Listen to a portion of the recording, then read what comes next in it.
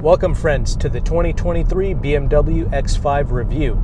This is the xDrive40i trim level that stickers for around $68,000 the way that you see it here. I've already done a review on the 2022. It was the rear-wheel drive version, and quite frankly, this is a huge improvement over the 2022. And for 2024, the vehicle got refreshed, and it's the LCI, the life cycle impulse. That's what BMW likes to call these refreshes. And let's first cover what's new for 23, then we can jump to the updates for 24.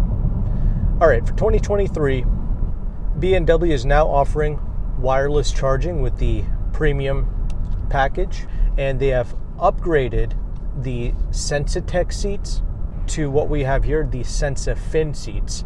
And it is a huge upgrade. These are vegan fox leather seats, so it's not real, obviously.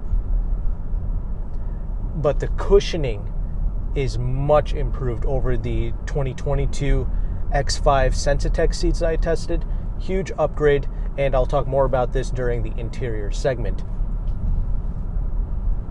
But what you really want to know about is the 2024 and the LCI refresh. The big changes, it's got to do with the powertrains. Models like this, the inline 6 40i trim levels, they are now producing 375 horsepower versus the 335 horsepower that we have with the 2023. The V8 models get renamed as the 60i trim level, and it produces the same 523 horsepower. But the plug-in hybrids, they are now producing 94 more horsepower, and they can also do an extra 10 miles of driving range in the pure EV mode. Huge upgrade and update for the plug-in hybrid. And of course, you have the new updated exterior looks and the interior redesign with the new technology that some people may or may not like. And lucky for you, I have partnered up with AutoCompanion, who is a broker out in the Washington, D.C. area. He is offering over 8% off MSRP on a 2024 BMW X5, the 40i trim levels. Okay, I think he's at 2% off on the V8 and the plug-in hybrid versions. Either way, it's better than paying $5,000 or $10,000 over MSRP at your local store. And I'll talk more about AutoCompanion towards the end of this video, but his information will be in the description box along with my affiliate link, because there is a broker fee and you can take a certain amount of money off of that broker fee when you use my specific link in the description box. But anyway, let's talk briefly about the exterior of this 2023 X5 that we're testing here. The way that you see this vehicle equipped, we have here the 19-inch wheels. So that means this is the best riding version of the X5 for this model year. We don't have the M Sport appearance package here. This is just the regular looking X5 with the free black paint option. And you know what? It doesn't look terrible. Even these 19-inch wheels, they don't look small and they don't look like hubcaps or anything. So that's a big advantage. And we don't have that massive grille on here either. Neither will the 2024 LCI model. I think many people will appreciate the way these X5s look. It has a more classic BMW look and demeanor to it.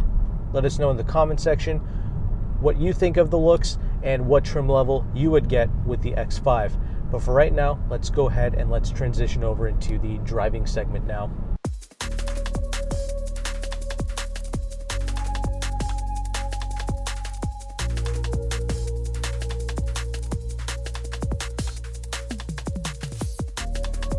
I know we have the all-wheel drive here, but when you whip this thing really hard, it will kind of squeal its tires a little bit, but it rotates around the corners. So this all-wheel drive, this xDrive system, really well calibrated like you would expect. Surprisingly, this SUV would benefit from having slightly more wider tires, because as you see it here, we have 265 wide tires in all four corners with these 19-inch wheels.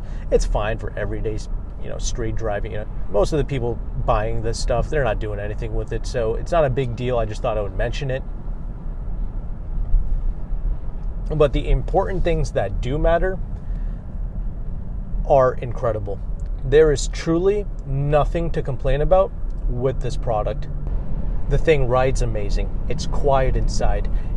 And compared to the 2022 X5 I tested, the drivetrain performance here has improved, believe it or not. Now, I don't know if it's because I have the xDrive here instead of the rear-wheel drive. Perhaps they just naturally tuned the drivetrain to be different for both rear-wheel drive and all-wheel drive models. Whatever the case is, this is better. I can drive this around in the comfort mode, step on it, and it just gets up and goes. There's just no flaws with this drivetrain at all. I don't have to put it into a custom mode or anything and put the engine in its Sport Plus, put the steering in comfort. I don't have to do any of that stuff. Even comfort mode works flawlessly. Paddle shifters, like you would expect, okay, this 8-speed ZF, that was perfect even before, okay, when you manually shift this thing, it is extraordinarily quick. And I know the 2024 is going to be making more power. Honestly, I don't really care too much about that. It's the way that power is calibrated that's more important to me. Like for instance, this with 335 horsepower, Car and Driver still tested this to do 0 to 60 in 4.8 seconds. I don't have a problem with power here. Most importantly, it's the way they have the power calibrated and the way that there's just no lag with it anymore. That's what I like here. And this benefits casual driving tremendously. So there's no more fear of making those types of left-hand turns, thinking that you're going to be flat-footed. No, there's no issues with that, like with some of the Audi products I tested. Occasionally, you step on it and then nothing happens for a whole second, right? That issue is not here. Handling is spot on, but don't get the wrong idea. This is not, a sports car that's been lifted up like how many people might assume with the BMW product because of their ridiculous marketing, right? The ultimate driving machine. This is a luxury vehicle and a luxury car driving experience. There is nothing sporty about this. When I say this vehicle handles well, basically it goes around corners without flipping over and without, tossing your occupants from one side of the vehicle to the other. Essentially, nobody's getting car sick. Nobody's being jounced around. When I hit the brakes on this vehicle, everyone's not being shot through the front windshield. The way the weight transfer takes place, it's really well done. It's done in a way where it doesn't annoy passengers. And that's what I mean by this SUV handling well. Granted, most of the products in this class do a good job of that. But don't expect this to be any type of a sporty experience. In fact, the steering is very light in this SUV, and that's something that some of you may not like. I don't really mind it, but that's the only reason why you might want to configure your own individual mode in this. Okay, you can leave everything else in comfort, but you can put the steering into Sport Plus, and now you have a much stiffer steering feel, and I think many people will appreciate that. If you do, you can go ahead, you can play with that individual mode. But genuinely, the Audi Q8 that I tested had more of a sporting, more taut feel than this BMW X5, surprisingly. And for sure, the Porsche products drive, handle, and feel sportier than these BMW X5s. The Porsches are the true ultimate driving machines, not this. This is a great product for the money. I'm not being a downer on this. I'm just trying to let you know, if you're coming into this brand with a certain expectation, just know this is a luxury car experience and there's nothing wrong with that. You know what this feels like? This feels like how a traditional Lexus or Audi product should feel. Okay, you know how many people describe a Lexus feel, how smooth and comfortable it should be. Same thing with an Audi.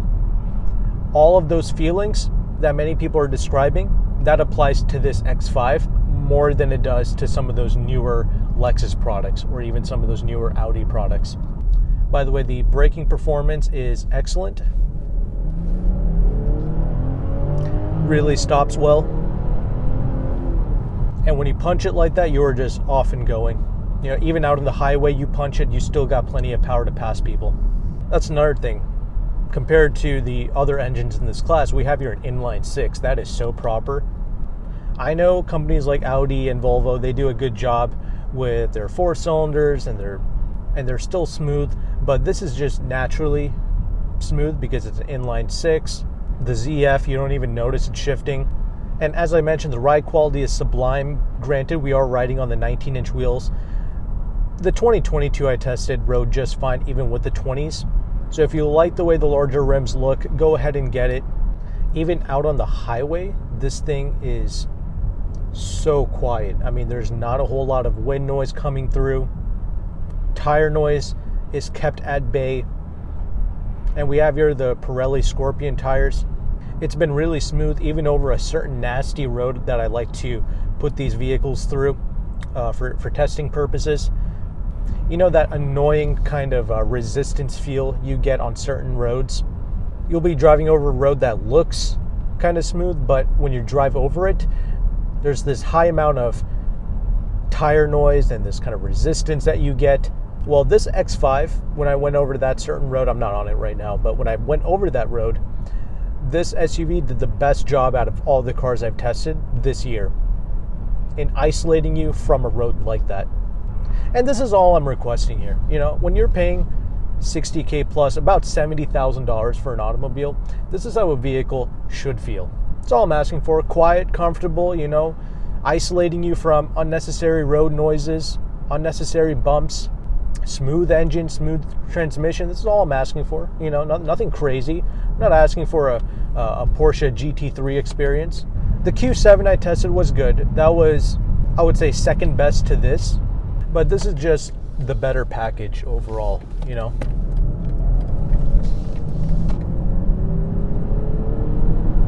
It's just doing everything so well. And with that established, let's go ahead and let's transition over into the interior segment now.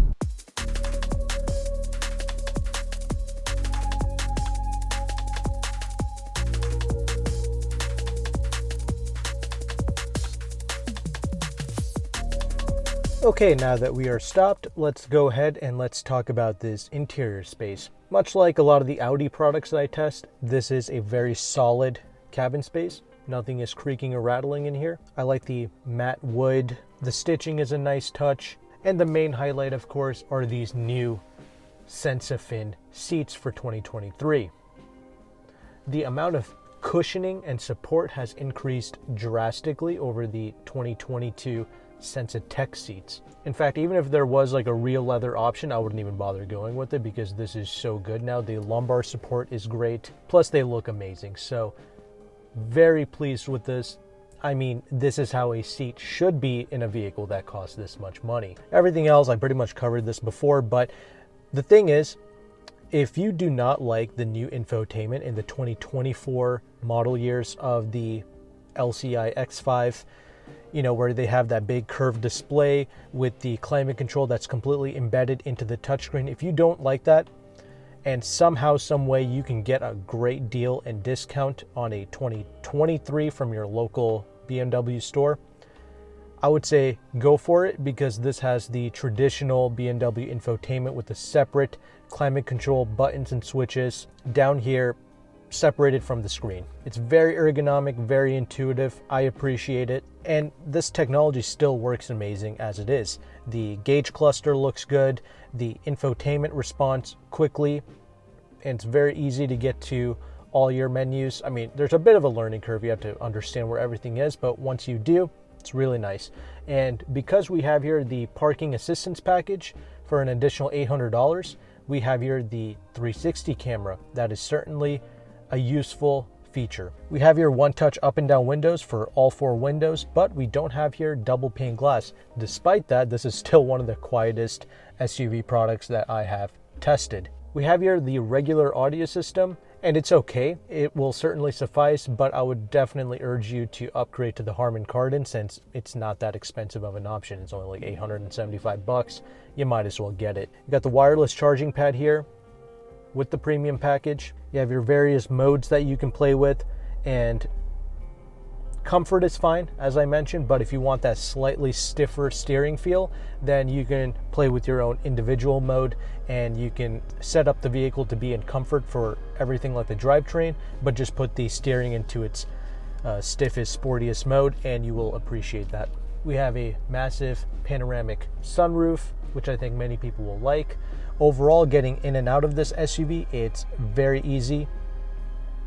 I am 5'11". I got plenty of headroom and legroom both in the front and the rear. The doors, they feel extremely solid and well built when you open and close them. And before I talk more about the rear seating space, let's just cover the MPGs real quick. This SUV is rated to get 21 in the city, 25 out on the highway. You will certainly be meeting those numbers because BMW does a good job in being accurate with those numbers. If you're a little bit more mellow in your driving, you can even exceed those numbers, which is great for an SUV of this size. Of course, you will have to use premium fuel, which I think most people won't mind. We do have here a 48-volt mild hybrid system, and the stop-start function in here is really smooth. There is no real need to turn that off because you don't even notice it working half the time. So that's great.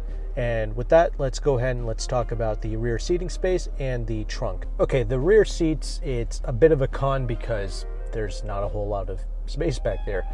Again, as I stated, I am 5'11", sitting behind myself. You know, my shins keep digging into that plastic bit. There's like this big plastic backing for the front seats here, and if you're an adult, your shins are going to be digging into that, and it's just not that comfortable. I would say sitting back there, not that great, but the headroom is, you know, pretty excellent. The seats continue to be comfortable, and they continue to look great back there with that quilted style.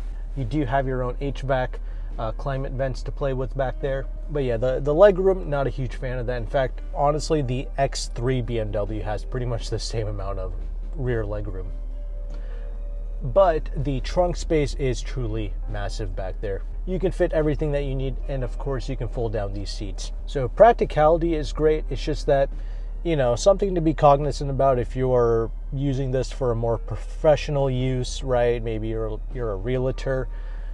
You know, sitting in the back for your clients might not be the most comfortable thing due to that plastic piece in the back of the front seats here. Okay, let's go ahead and let's conclude now.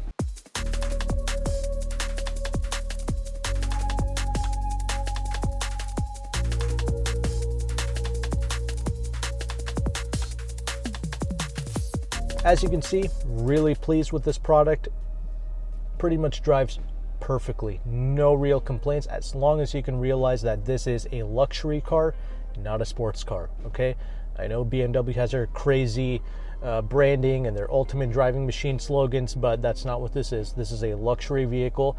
Think more Audi/Lexus and not Porsche, okay? If you want a more sporty driving experience, a Q8 Audi, surprisingly, or the Porsche products are definitely what you want to step up to. I highly doubt anybody really cares, but the practical things, this thing does flawlessly. So quiet, so comfortable, and so smooth, while even getting decent fuel economy. And because of this, because there is such a great improvement just in one model year between 22 and 23, this is why I don't mind going with and taking a chance on a 2024 X5. It looks pretty great, and those powertrain updates are truly phenomenal.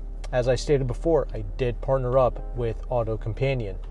He is offering over 8% off MSRP on a 2024 X5. That is one of the best deals, and well, really all of his deals are the best, especially for this luxury SUV market. For something as desirable as a brand new X5, that's crazy. If I was in this market, I would absolutely go with that, especially since those 2024s produce 375 horsepower. Of course, that plug-in hybrid is amazing, but there's only 2% off MSRP, and let's be honest, the wait times might be a little bit too long. If you get in contact with AutoCompanion, let me know what he has to say regarding the wait times on the plug-in hybrid X5, because that's really powerful, and it now does like 40 miles of pure EV range. That's excellent. But the regular inline six, that's cool with me. 8% off, I would sign up for that. And lease prices, it's around $1,000 a month, 0 down, 36-month lease, assuming you have perfect credit. The Volvo XC90 that I tested, which AutoCompanion also offers, they're at 10% off on those, and the lease price is around $800 a month for a $65,000 MSRP Volvo XC90. I do like that SUV. I just happen to like this BMW more. So to me, it's worth paying an extra $200 a month to get that X5, especially the 2024 with more power. But as I mentioned before, some of you might not like the infotainment in the LCI models. You may prefer this 23 model more because you have your own separate climate control. If that's the case, I would say get on the phone with your local BMW stores. If they're offering like 10% off MSRP at your local store, I would say go for it. Hop on that 23, you will not be disappointed. But if you want the latest one, you can work with AutoCompanion. He's located in the Washington, D.C. area. There is a broker fee, but you sign up with my link. It's imperative that you use my link so he knows that you came through one of my videos. He will give you a certain amount of money off of that broker fee. So take advantage of that, and you can ship the vehicle nationwide, but that's an expense on you. So just be cognizant of that. But I don't think most people will mind since you're taking such a massive % off of MSRP, and if you lease the X5, you will also get an additional $1,000 in leasing incentive from BMW on top of the 8% off. If you want to take advantage of all that, their information will be down in the description box below. If you're an owner of a new X5 like this 23, let us know your thoughts. I would like to hear them, but my next video will be on the end screen here. Click on it and I will see you there.